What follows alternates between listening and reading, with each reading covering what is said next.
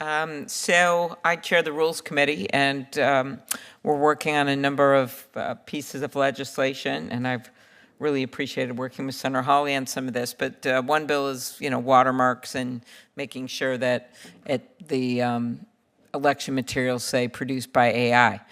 But I don't think that's enough when you look at the fact that someone's going to watch a fake Joe Biden or a fake Donald Trump or a fake Elizabeth Warren, all of this has really happened, and then not know who the person is and not know if it's really them. And it's not going to help just at the very end. It might for some things, but to just say at the end, oh, by the way, that was produced by AI. I hope you saw our little mark at the end that says that.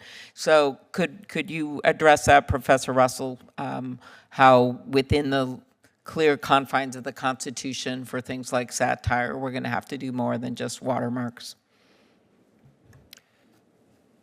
I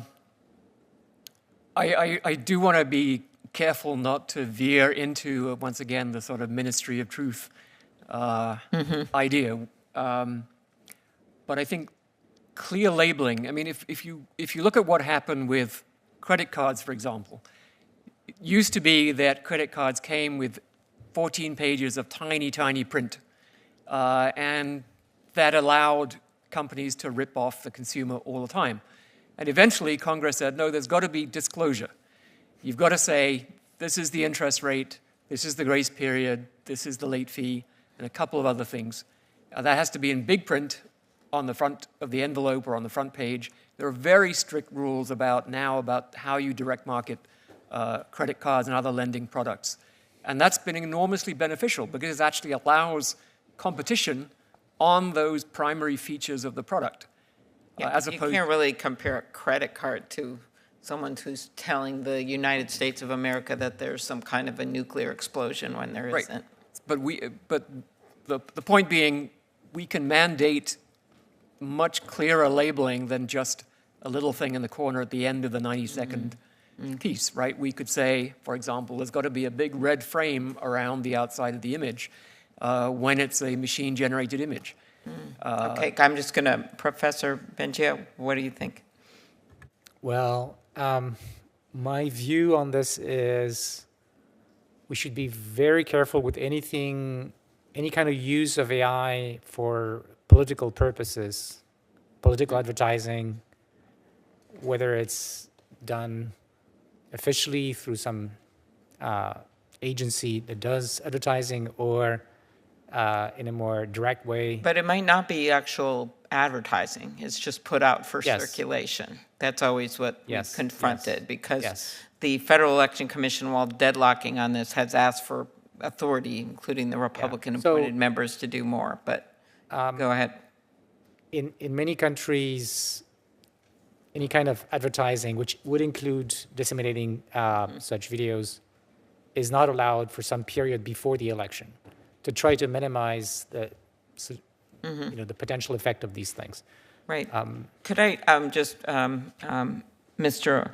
Amode, one significant concern, I'm just switching gears here because I talked to some people in the banking community about this, small banks, is that they are really worried they're going to see AI used to scam people, pretending to be your mom's voice or your more likely granddaughter's voice, actually getting that voice right, making a call for money. How can Congress ensure that companies that create AI platforms can not be used for those deceptive platforms? What kind of rules should we put in place so that doesn't happen? Yes, Senator. So I think these questions about deception and scams are probably closely related to these questions about misinformation, right? They're a little bit two sides of the same coin. So I think on the misinformation, I wanted to kind of clarify, there's technical measures and there's policy measures. Watermarking is a technical measure. Watermarking makes it possible to take the output of an AI system, run it through some automated process that will then return an answer that it was generated by AI or not generated by AI. That's important, and we're working on that, and others are working on that. But I think we also need policy measures. So going back to what the other two witnesses said, focusing on, a requirement to label AI systems is not the same as a requirement to watermark them. One is for the designer of the AI system to embed something. The other is for wherever the AI system ends up, Yep. in the end, Get for it. someone to be required to label it. So I think we need both, and probably, you know, this Congress can do more on the second thing, and the companies and researchers can do more on the first thing. Okay, and so what are you talking about, the scams where the granddaughter calls in, the grandma goes out and takes all her money out? We're just going to Yeah, I let mean- that happen, or? Well, I mean, certainly, you certainly, it's already illegal to do that. I can think of a number of authorities that we could use to strengthen that for AI in particular. I think, you know, that's kind of up to the Senate and the Congress to figure out what the best measure is. But, you know, certainly I'd be in favor of strengthened protections there. Well, I hope so. About half of the states have laws that give individuals control over the use of their name, image, and voice, but in the other half of the country, someone who was harmed by a fake recording purporting to be them has little recourse. Senator Coons and Tillis just did a hearing on this. Would you support a federal law, Mr. Vingio, that gives individuals control over the use of their name, image, and voice? Certainly, but I would go further. If you think about counterfeiting money, the criminal penalties are very high, and that deters a lot of people. And when it comes to counterfeiting humans, it should be at least at the same level. Okay. One last thing I wanted to ask about here is just the ability of researchers to be able to figure out what is going on. And there's a bill that a number of us are supporting, including Senator Blumenthal, that allows for researchers the transparency that we need.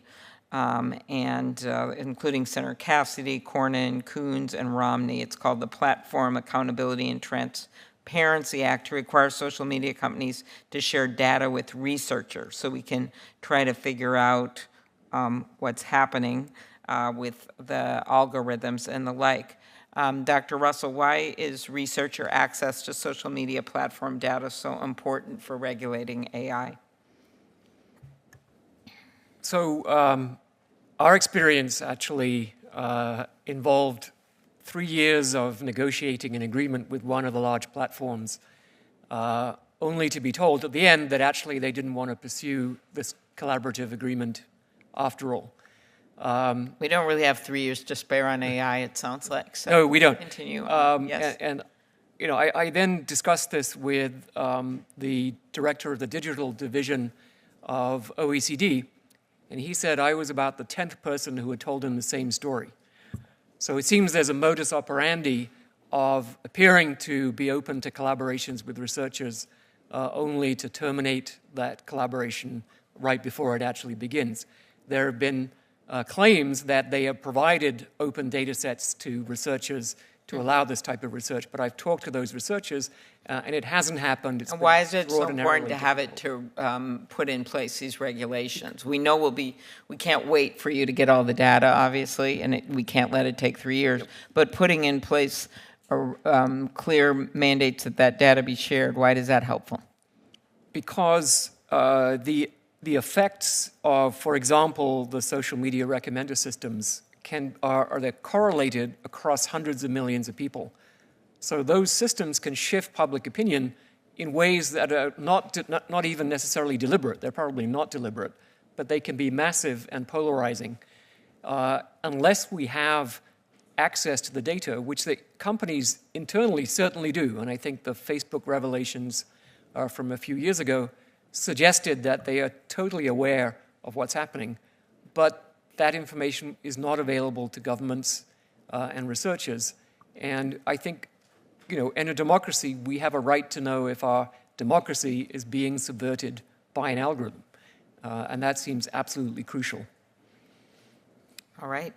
You want to add one more thing? Yes. Trying to respond to your question from another angle, why researchers? I would say academic researchers, not all of them, but many of them don't have any commercial ties. They have a reputation to keep in order to continue their career. So they're not perfect, but I think it's a very good yardstick to judge that something. Except for Professor Russell.